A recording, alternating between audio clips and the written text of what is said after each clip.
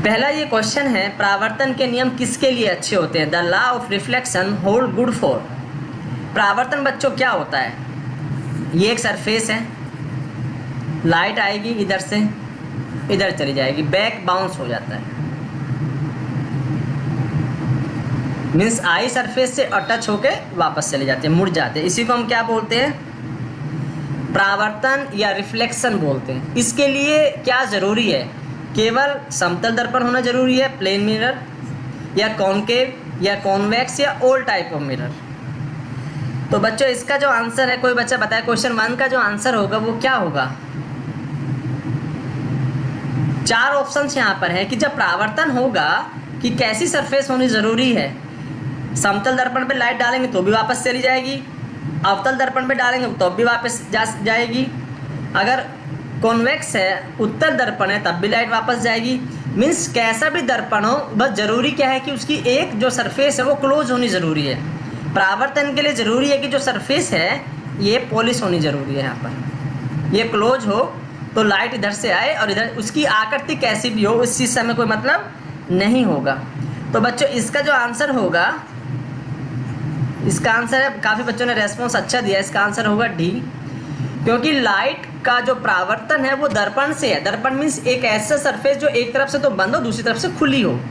जो शीशा होता है, घर पर आप मिरर देखते हो, दूसरी तरफ से क्या होता है? पॉलिश होता है ना, तभी तो आप अपना फोटो देख सकते हैं। तो इसीलिए इसका जो आंसर होगा वो डी आंसर होगा, all mirror respective to their shape.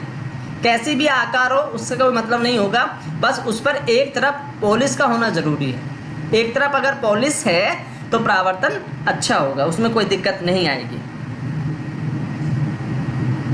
बच्चों क्वेश्चन का पीडीएफ अगर आप चाहिएगा तो मैं यही क्वेश्चंस आपको शेयर कर दूंगा, पीडीएफ बनाकर सेम क्वेश्चंस आपको मिल जाएंगे। ठीक है साक्षी बेटा, सेम क्वेश्चन जो फर्स्ट चैप्टर के जो क्वेश्चंस मैंने आपसे डिस्कस किए थे और चैप्टर 2 के जो क्वेश्चंस हैं, ये क्वेश्चंस मैं पीडीएफ में विद आंसर मैं आपको मैसेज कर दूंगा लेक्चर ओवर होने के बाद। आप मुझे मैसेज कर दीजिएगा तो ग्रुप में आपको मिल जाएगा। क्लियर बच्चों? चलिए क्वेश्चन नंबर जो 2 है, लाइट ट्रेवल फास्ट इन। जो प्रकाश है वो किस में तेज चलता है? क्वेश्चंस को समझिएगा कि प्रकाश जो है वो उसकी जो स्पीड है वो किस में ज़्यादा है। अब 4 चीज़ें हैं बच्चों यहाँ पर, पानी है, एयर है, गिलास है और डायमंड है। अगर मैं वाटर की बात करता हूँ कि वाटर की अगर हम लोग की वाटर में अगर लाइट जाएगी तो उसकी क्या स्पीड होगी? कोई बच्चा बताएगा? मैं लिख दे रहा हूँ, लगभग इतनी होती है। एयर या वैक्यूम की, निर्वात की 3 × 10⁸ होती है बच्चों। और जो गिलास है और जो डायमंड है वो ये होता है। तो अब आप बताइए सबसे ज़्यादा किसकी है? सबसे ज़्यादा कौन सी है? पंकज शर्मा, आयुष सक्सेना, गोपाल यादव। बच्चों इसका आंसर होगा बी, बिल्कुल राइट आंसर होगा बच्चों इसका बी, क्योंकि सबकी स्पीड मैंने लिख दी तो आप समझ जाइएगा कि अगर लाइट पानी में चलेगी तो उसकी स्पीड 2.2 × 10⁸ होगी। एयर या वैक्यूम, निर्वात भी लगभग थोड़ा सा फ़र्क होता है, माइनर सा चेंज है, तो 3 × 10⁸ है। अगर कांच में जाएगी तो 2 × 10⁸ है, और डायमंड से अगर पास होगी तो 1.5 × 10⁸ मीटर/सेकंड है। तो इसमें सबसे अच्छी, सबसे ज़्यादा जो स्पीड होगी वो एयर है या वैक्यूम। हम इसको अगर वैक्यूम होता आंसर तो वैक्यूम भी लिख देते, तो इसलिए इस क्वेश्चन का जो आंसर होगा वो होगा आंसर बी। क्लियर बच्चों, समझ आ गया? बताइए। आयुष सक्सेना, गोपाल यादव, राहुल कुमार, ब्रजेश, अभिषेक। क्लियर है बच्चों? सभी की स्पीड भी आपको जाननी जरूरी है। अगली बार हो सकता है एग्जाम में क्वेश्चन आ जाए एयर हटा दें वहाँ से, तो दूसरा ऑप्शन डाल दें, तो फिर आपको लगभग थोड़ा सा आइडिया होना ज़रूरी है कि जो स्पीड है वो कितनी है। इसलिए मैंने सभी की स्पीड यहाँ पर लिख दी।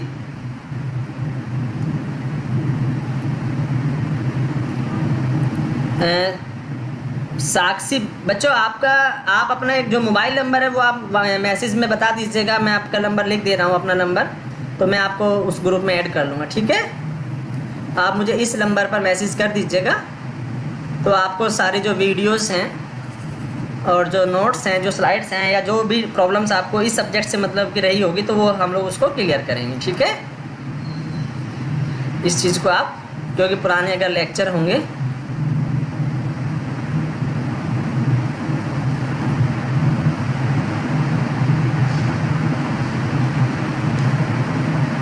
क्लियर। चलिए अगला क्वेश्चन देखते हैं बच्चों। ये क्वेश्चन अच्छा है। जो परावर्तन सरफेस वाला दर्पण है वो बाहर की तरफ मुड़ा होता है, तो वो कौन सा होगा, ये क्वेश्चन आपको देखना है। तो बच्चों इस चीज़ में आप देखेगा, एक होता है सरफेस बाहर की तरफ मुड़ा, एक अंदर की तरफ मुड़ा होना। अब ये चीज़ें हैं, ये है एक ये वाली चीज़ है और ये एक चीज़ ये है। इन दोनों में से आप क्या कहोगे? ये तो बाहर की तरफ है, थोड़ा सा फैला हुआ है, और ये दबा हुआ है, ये दबा हुआ है, और ये बीच से फैला हुआ है। क्लियर। तो दो अलग अलग है। तो परावर्तन जब होता है तो दर्पण वाला जो है यहाँ पे क्या होगा, प्लेन मिरर तो बेटा बिल्कुल समतल होगा। प्लेन का मतलब क्या होता है, ऐसे वाला बस सिंपल लाइन प्लेन वाली, ठीक है। बेलनाकार जो होगा वो सिलेंड्रिकल होगा, या जैसे कि कोई मेरा जो पेन है ये क्या है, ये सिलेंड्रिकल है, बेलनाकार है जो पेन मेरे हाथ में है। अब ऑप्शन बचता है दो, अवतल या उत्तल। जो उत्तल होता है वो ऐसा होता है, और जो अवतल होता है वो दबा हुआ होता है। तो वो कह रहा है बाहर की तरफ मुड़ा हुआ है, बाहर की तरफ उभरा हुआ है। तो इसमें जो इसका आंसर होगा बाहर की तरफ, बच्चों बताइए कौन सा होगा। तो उत्तल लेंस तो बाहर की तरफ मुड़ा हुआ है ना, अवतल तो अंदर दब जाता है, ऐसा लगता है बीच में से किसी ने इसको दबा दिया हो। उत्तल लेंस ऐसा होता है जैसे किसी ने इसको ऐसे खोल दिया हो, थोड़ा मोटा होता है, जैसे चम्मच होती है। आप चम्मच देखेगा, इस चम्मच आप देखेगा घर में, तो चम्मच यहाँ से क्या होती है, दबी होती है, और इधर से देखोगे तो क्या होती है, उभरी हुई होती है। तो आपकी जो चम्मच है वो 2 in 1 है। स्पून जो घर में किचन में आप देखेगा वो 2 in 1 काम करती है। इधर से एक लेंस का काम करती है, उधर से दूसरी लेंस का काम करती है। एक बार उत्तल भी बन सकते हैं, एक बार अवतल भी बन सकती है। जिधर से आप खाना रखते हैं वो हिस्सा दबा होता है तो वो अवतल का काम कर देती है। जो बैक साइड होती है वो उत्तल का काम करते हैं। तो जो आपके पास जो चम्मच है वो बहुत अच्छी ऑप्टिक्स में, उसका बहुत एग्जाम्पल हम उसको बहुत यूज़ करते हैं बच्चों को समझाने के लिए कि स्पून्स जो है चम्मच का क्या क्या यूज़ होता है।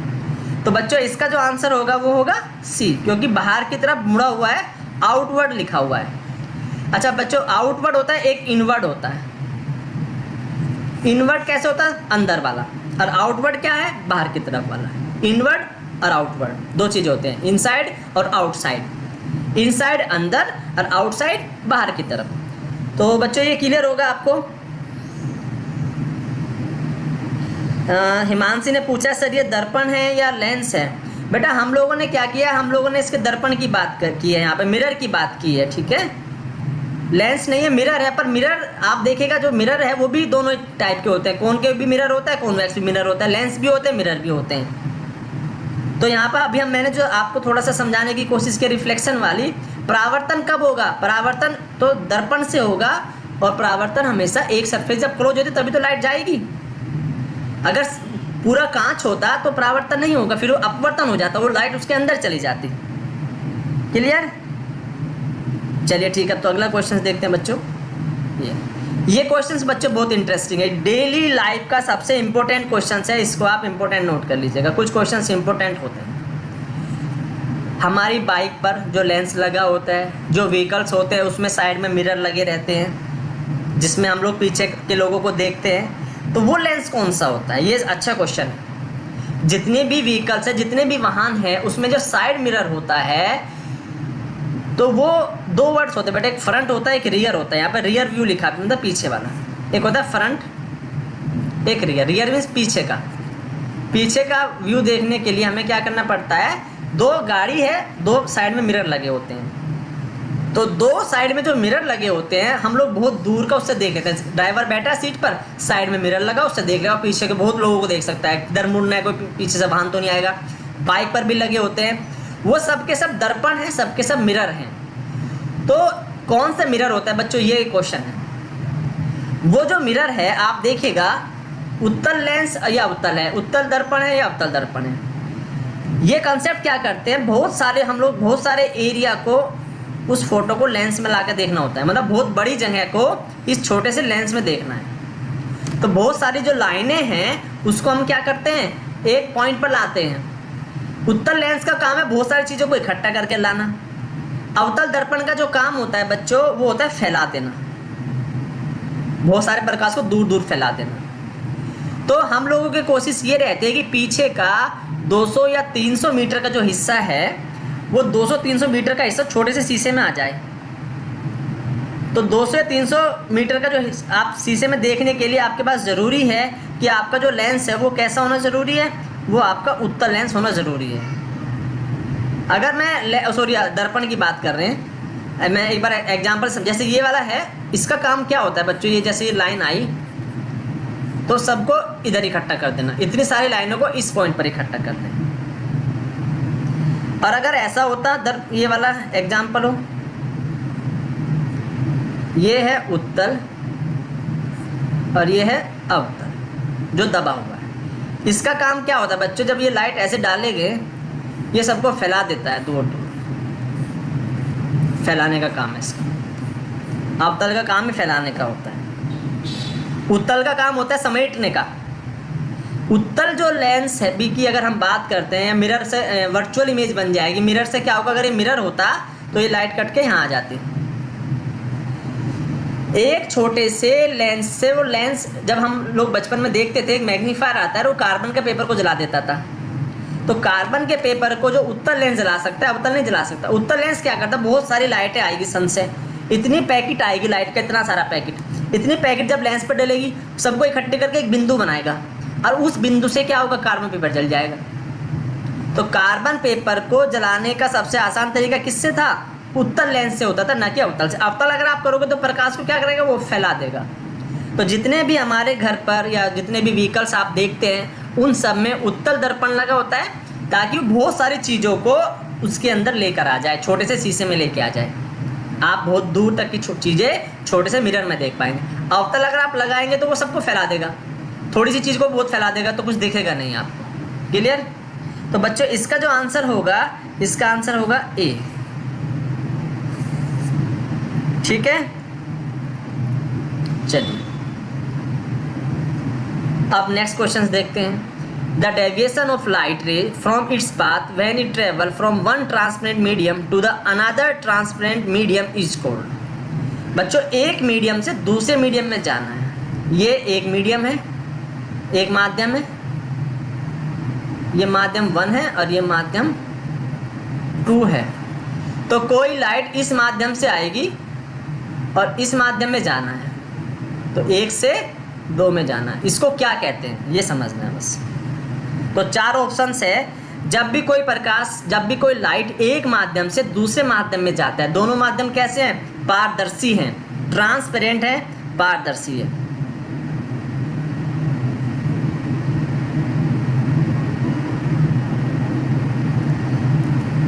तो दोनों ही माध्यम ट्रांसपेरेंट, तो उस घटना को क्या कहते हैं आप देखिएगा। कोई बच्चा बताएगा बच्चों क्या कहते हैं।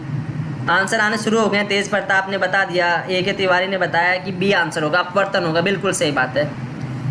तो बच्चों मैं इसको एक एक करके थोड़ा सा समझाना चाहता हूँ आपको कि अपवर्तन है या परावर्तन होगा। ये बेटा परावर्तन है, ये थोड़ी सी टाइपिंग की मिस्टेक हो सकती है। परावर्तन, परावर्तन कब होता है बच्चों, एक माध्यम में ही वापस लौट जाना परावर्तन होता है। क्लियर? अगर पहला ऑप्शन आप समझिए कि परावर्तन का आंसर कब होता है, जब एक मीडियम से ही लाइट क्या करे, वापस अपने मीडियम में चले जाए, उसको हम क्या बोलते हैं, परावर्तन बोलते हैं। अपवर्तन क्या होता है, एक माध्यम से दूसरे माध्यम में आना। तो यहाँ पे जो आंसर है, इसका आंसर होगा बच्चों बी आंसर होगा।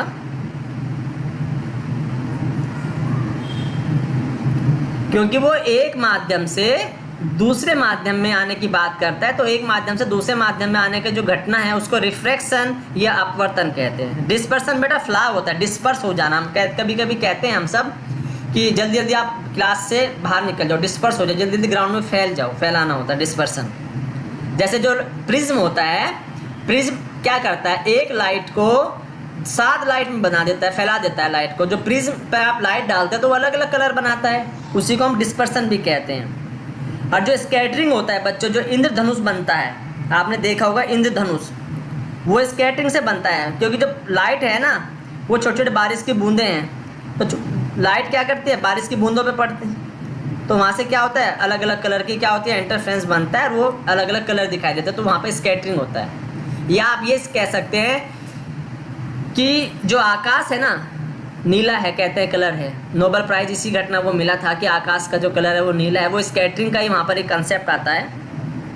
तो इसलिए इस क्वेश्चंस का जो आंसर होगा वो अपवर्तन होगा, परावर्तन नहीं है। परावर्तन होता है एक माध्यम में वापस लौट जाना, एक माध्यम से दूसरे माध्यम में अगर आपने एंट्री ली है तो बच्चों वो क्या होगा, अपवर्तन कहलाएगा। क्लियर? विकास चौरसिया ने आंसर दे दिया, बेसिंग, बहुत अच्छे बच्चों।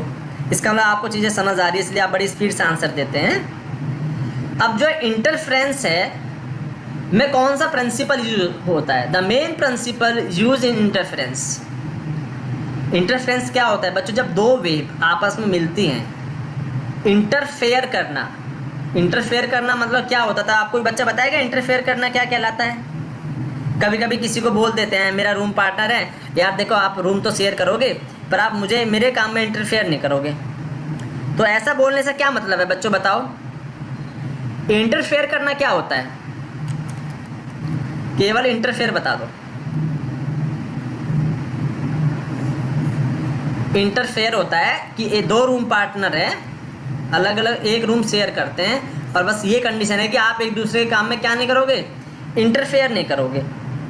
बताइए फिर। डिस्टर्ब करना, बिल्कुल ठीक है, डिस्टर्ब करना भी हो सकता है, हाँ। दखल अंदाजी करना भी होता है बच्चों, ठीक है, दखल देना, दखल अंदाजी करना, टोका टाकी करना, ये सब चीज़ें हैं, बिल्कुल यही आंसर्स हैं, बिल्कुल ठीक है बच्चों। तो यहाँ पर क्या होगा, वेव में क्या होता है, दो वेव हैं, एक वेव ये है, एक वेव ये है, ये इतनी दखलंदाजी करती हैं कि पूरी दो का एक ही बन जाती है। मतलब ये अपने एक दूसरे के काम में इतनी दखलंदाजी होती है कि दो वेव की क्या बन चुकी है, एक वेव बन चुकी है। इसी को हम क्या कहते हैं, व्यतिकरण कहते हैं, इंटरफ्रेंस कहते हैं, व्यतिकरण। तो यहाँ पर जो प्रिंसिपल है, दो वेव का एक बन जाना सुपरपोजिशन कहलाता है, अध्यारोपण कहलाता है। इसको हम अध्यारोपण भी बोलते हैं, अध्यारोपण का सिद्धांत,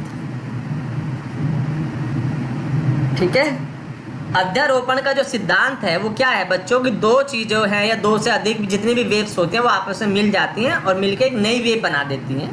तो जो इंटरफेरेंस है वो किस पे आधारित है, वो सुपरपोजिशन प्रिंसिपल या अध्यारोपण के सिद्धांत पर आधारित है। साक्षी त्रिपाठी बेटा क्लियर है इसका? तो इसका आंसर क्या होगा फिर? इसका आंसर होगा बच्चों बी। चलिए बच्चों, सबसे टॉप मोस्ट इम्पोर्टेंट है एग्जाम्स में, आप देखेगा, मतलब अगर क्वेश्चंस आता है चैप्टर से 100% सबसे पहला क्वेश्चंस यही आता है, इसलिए मैंने इस पर 100% लिख दिया। सबसे मोस्ट इम्पोर्टेंट क्वेश्चंस है। Good evening सैलिस। इस ये क्वेश्चंस क्या है कि जब कोई भी लाइट वेव एक मीडियम से दूसरे मीडियम में एंट्री करती है, ये वायु है और ये पानी है, तो लाइट वेव इसने एंट्री की, ठीक है। चलिए, एक माध्यम से दूसरे माध्यम में एंट्री, तो लाइट में क्या चेंज आएगा ये जानना चाह रहे हैं कि उसका वेग चेंज होगा या फ्रीक्वेंसी चेंज होगी, इस वेग चेंज होगा या वेवलेंथ चेंज होगी, आवर्ती या वेवलेंथ, या वेग, आवर्ती और वेवलेंथ। मतलब क्या चीज़ें चेंज होती है, क्या चीज़ें फिक्स रहती है, क्या चीज़ें नियत रहती है, ये बात आपको बतानी। तो क्वेश्चन आपको समझ आया कि बच्चों जब कोई भी लाइट एक माध्यम से दूसरे माध्यम में जाती है तो क्या चीज़ उसके अंदर क्या क्या चेंज होगा, ये आपको देखना है। तो इसका जो आंसर्स होता है बेटा, अगर मैं स्पीड की बात करता हूँ, या पहला वेवलेंथ समझ लीजिए। अगर यहाँ पर इसका अपवर्तनांक 1 है और इसका अपवर्तनांक, एग्जाम्पल है, पानी तो नहीं है, पानी का 2 नहीं होता, मैं एग्जाम्पल से आपको 2 से समझा रहा हूँ। इसका अपवर्तनांक 2 है और यहाँ पर जो लाइट थी वो 6000 एंगस्ट्रॉम की है, तो यहाँ पर जो वेवलेंथ बचेगी बच्चों वो 6000 की से 2 को आप भाग दे दीजिए तो 3000 एंगस्ट्रॉम बच जाएगी। मतलब एक माध्यम से दूसरे माध्यम में जब लाइट आएगी तो जितना भी उसका अपवर्तनांक होगा, 1.3 हो, 1.5 हो या 2 हो, 2 मैंने सीधा समझाया, आप इजीली डिवाइड कर पाओगे बस। तो 6000 एंगस्ट्रॉम की अगर लाइट इंसिडेंट होगी और दूसरे माध्यम में जाते हैं जिसका अपवर्तनांक कितना है 2 है, तो वहां पे तुरंत आधी हो जाएगी। आधी होने से क्या होगा, वेग भी चेंज हो जाएगा। तो वेग चेंज हो गए तो दो, इसका आंसर क्या होगा, बी होगा, क्योंकि बच्चों इसकी स्पीड भी चेंज हो जाएगी और वेवलेंथ भी चेंज होगी। बस जो अच्छी बात क्या है कि जो फ्रीक्वेंसी है वो सेम रहती है, फ्रीक्वेंसी नहीं बदलती। क्लियर? आवृत्ति जो है वो चेंज नहीं होगी बच्चों, उसका वेग और वेवलेंथ उसी हिसाब से चेंज हो जाएगा। जैसे F बराबर m में होता है, तो ये होता है v बराबर n लैम्डा। ये फॉर्मूला समझ लो, ये वेग है, ये आवृत्ति है, ये तरंग दैर्ध्य है। ये F बल है, m है और a। भाई m तो जितना द्रव्यमान जिसका है उतना रहेगा, a बदलते रहो बल बदलता रहेगा, a बदलते रहोगे बदलता रहेगा। तो v बराबर जो n लैम्डा का जो फॉर्मूला आप देखते हो ऐसे समानताओं में कोई, क्योंकि आवृत्ति में आप देखिए कोई चीज़ अगर चेंज होगी, मैं इसको थोड़ा सा रफ कर देता हूँ। भाई F बराबर m में एक फॉर्मूला है, आपने सुना होगा, और एक होता है v बराबर n लैम्डा। ये बच्चों फोर्स है, बल है, ये द्रव्यमान है और ये त्वरण है, ये स्पीड है, ये आवृत्ति है और ये तरंग दैर्ध्य है। तो पहले ये नियम समझिए, बहुत सिंपल से चीज़ें पहले समझ लो एक बार। अगर A चेंज करेंगे, भाई द्रव्यमान तो मालूम पड़ा मेरे पेन का 10 ग्राम है, तो सर 10 का 10 ही रहना है, ये तो कोई चेंज नहीं होगा। इसको मैं ऊपर फेंकूँ, नीचे फेंकूँ, इधर फेंकूँ, उधर फेंकूँ, 10 का 10 रहेगा। पर जैसे जैसे A चेंज करूँगा त्वरण चेंज होगा, तो वैसे वैसे बल चेंज होगा। A बढ़ेगा तो बल भी, ये भी चेंज हो जाएगा, ये चेंज होगा तो ये भी चेंज होगा। ऐसे क्या है कि आवृत्ति फिक्स रहेगी, लैम्डा चेंज होगा तो V चेंज हो जाएगा। तो दो चीज़ें चेंज होगी और आवृत्ति क्या रहेगी बच्चों, इसकी सेम रहेगी। तो इसका आंसर कितना हो जाएगा फिर, बी। इस क्वेश्चन को बच्चों आप स्पेशली नोट कर लीजिए, बहुत इंपॉर्टेंट क्वेश्चन। क्लियर? चलिए अगला क्वेश्चन देखते हैं। 2 light source are said to be coherent if they, means दो जो सोर्स हैं लाइट के वो कोहेरेंट या कला संबंध स्रोत कब होते हैं। तो कला संबंध स्रोत की जो परिभाषा है वो बच्चों एक सिंपल लाइन की है कि प्रकाश के जो दो स्रोत हैं वो कला संबंध कब हो सकते हैं, एक आवर्ती हो, एक तो क्या हो, आवर्ती हो।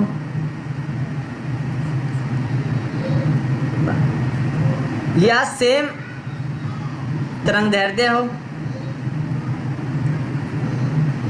और जो कलांतर है, जो फेज डिफरेंस है वो नियत हो। ये कंडीशंस होते हैं बच्चों, जो डेफिनेशन आते हैं कला संबंध स्रोत की, कि दो स्रोत तभी कला संबंध हो सकते हैं, तभी कोहेरेंट हो सकते हैं जब उनकी आवर्ती सेम हो, उनकी तरंग दैर्ध्य सेम हो, और उनका जो फेज डिफरेंस है वो क्या रहे, हमेशा नियत रहे। तो यहाँ पे जो बी आंसर आप देखोगे, यहाँ पे लिखा है बी में are of the same frequency. तो सेम फ्रीक्वेंसी है, नियत है फ्रीक्वेंसी, आवर्ती फिक्स है, और कांस्टेंट क्या है, फेज डिफरेंस है। फेज डिफरेंस को बोलते हैं बेटा पथांतर। जो पथांतर है वो भी नियत है और आवर्ती भी नियत है। तो इसका जो आंसर होगा वो क्या होगा बच्चों, बी आंसर हो जाएगा इसका। पंकज शर्मा कह रहे हैं कि सर डी भी हो सकता है। डी की बात करते हैं बच्चों। डी में क्या है, डी में आप देखिए समान आवर्ती और आयाम। आयाम बच्चों देखिएगा, आयाम में क्या होता है, जब कोई हम लोग व्यतिकरण की बात करते हैं तो आयाम को आप समझिए, आयाम का क्या रोल है। दो तरंग अगर हैं, आयाम ये है, एक ये तरंग बनी और ये यहाँ से यहाँ तक है 10 मान लो डिस्टेंस, ठीक है। एक तरंग ये है, थोड़ी छोटी है, ये 5 है, ठीक है। अब दोनों प्लस हो चुके बच्चों, तो पता कितनी प्लस होगी, ये 15 होगी, इधर -15। तो आयाम तो छोटा बड़ा था, आयाम तो छोटा बड़ा है। देखो उधर पहले वाले का आयाम क्या होते हैं, आयाम की जो परिभाषा है बच्चों, अधिकतम विस्थापन को ही आयाम कहते हैं। Maximum displacement is known as amplitude. ये एक छोटी सी डेफिनेशन होती है आयाम की। Maximum displacement is known as amplitude, अधिकतम विस्थापन को ही आयाम कहते हैं। जो पहली तरंग है 1, उसमें 10 है और दूसरी में 5 है। तो जब दो तरंग का मैं क्या करूंगा, अध्यारोपण होगा, सुपर पोजिशन आएगा। तो सुपर पोजिशन होने से क्या होगा, अध्यारोपण होने से दोनों तरंग जुड़ जाती है, सेम है, तो 15 बन जाएगी, 10 और 5। तो बच्चों क्लियर हो गया ना सैले सब आपको। इसीलिए आयाम की बात नहीं करेंगे, आवर्ती की वेवलेंथ की बात हो सकती है या उसके फेज डिफरेंस की बात हो सकती है कि रास्ते में कितना फ़र्क है उनका, वो हमेशा नियत रहना चाहिए। फेज डिफरेंस का मतलब नियत क्या होगा ये भी समझ लो कि दो बच्चे बेटा दौड़ने वाले हैं, अगर उसमें एक ने दौड़ना शुरू किया, दूसरे ने 2 मिनट के बाद दौड़ना शुरू किया, उसमें 10 मीटर का फ़र्क है बेटा, चाहे वो 10 किलोमीटर दौड़े या वो 20 किलोमीटर दौड़े, उनमें हमेशा 10 मीटर का ही फ़र्क रहना चाहिए, तो उनकी दौड़ मानी जाती है अच्छी है। ऐसा नहीं है कि कभी ज़्यादा हो कभी कम तेज़ भागा, वो नहीं है, वो एक यूनिफॉर्म नहीं होगा कि जो डिफरेंस है वो पूरी जर्नी में, पूरी दौड़ में उतना ही बना रहे। इसका मतलब पथांतर इसी को बोलते हैं, पथांतर, पथ का अंतर। पथांतर मीन्स पथ का अंतर, रास्ते का अंतर। आपने पहले दौड़ना शुरू किया, मैंने बाद में दौड़ना शुरू किया, दोनों में 50 मीटर का फ़र्क है।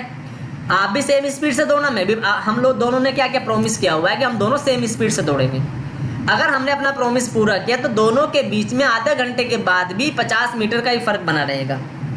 क्लियर? तो ये इसका एक्सप्लेनेशन है क्वेश्चन नंबर 8 का। चलिए बच्चों, अब क्वेश्चन नंबर 9 देखते हैं। 9 क्या कहता है? What principle is responsible for alternating light and dark band when light passes through 2 और more narrow light. Means 2 slit है और यहाँ से क्या होता है बेटा, लाइट पास होगी और डार्क और ब्राइट बनती है, dark bright, dark bright, dark bright fringe बनती है। मीन्स जो स्लिट है, जो स्लिट क्या होती थी, एक छोटी सी दरार को स्लिट कहते थे। तो जब कोई लाइट जो है स्लिट से पार होगी, 2 या 2 से अधिक, तो कुछ तो अंधेरा होता है और कहीं पर उजाला होता है, कहीं पर दीप्त फ्रिंज बनती है, कहीं पर अदीप्त बनती है। तो इस चीज़ को क्या कहते हैं, कहाँ ऐसा होता है कि दीप्त बनती है या अदीप्त फ्रिंज बनती है? रिफ्लेक्शन में तो ऐसा नहीं होता। अपवर्तन तो क्या होता है, एक माध्यम से दूसरे माध्यम में लाइट एंट्री कर लेती है। ध्रुवण में क्या होता है, ध्रुवण में जो प्रकाश है वो सभी दिशाओं में गति करता है और गति करने के बाद क्या होता है कि ये तो एंगल पे डिपेंड करता है, तो सब घुमाते रहते हैं, इंटेंसिटी बदलती रहती है। जब 2 फिल्म लगी होती है, मैंने कल आपसे डिस्कस भी किया था, जो फ्लाइट की जो विंडो होती है उसमें ये पोलराइड लगा होता है। विवर्तन में ऐसा नहीं होता, विवर्तन में तो बेटा बहुत ब्लैक मतलब बिल्कुल ब्लैक भी नहीं होती, बिल्कुल वाइट भी नहीं बनती। तो इस क्वेश्चन का जो आंसर होगा वो व्यतिकरण होता है, इंटरफ्रेंस होता है। इंटरफ्रेंस में ही ऐसा होता है कि दीप्त और अदीप्त फ्रिंज बनती है, दीप्त और अदीप्त बनती है।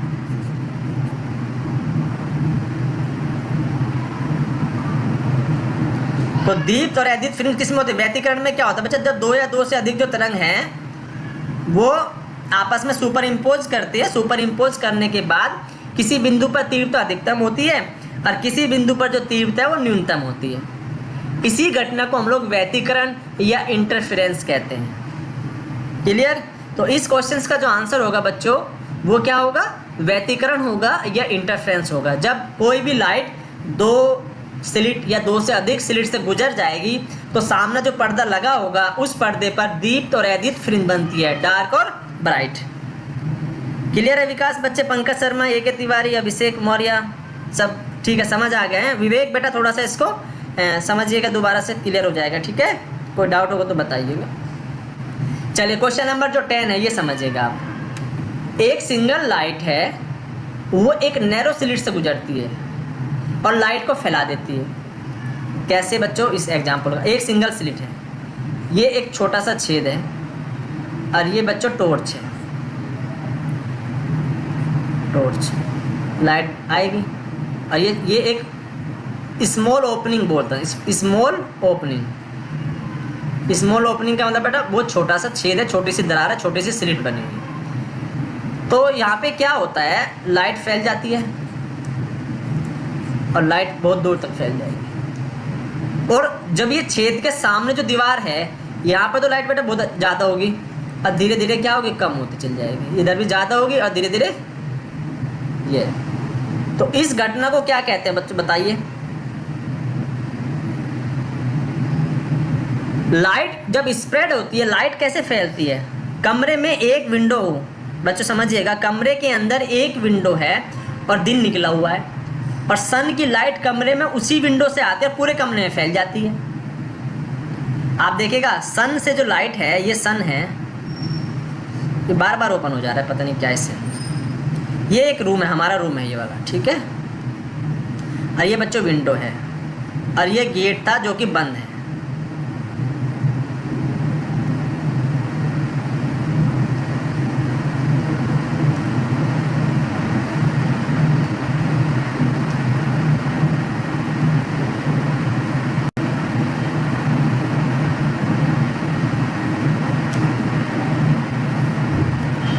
बच्चों एक सेकंड होगा, इसकी थोड़ी सेटिंग चेंज हो जा रही है, बार बार ये डिस्टर्ब कर रहा है।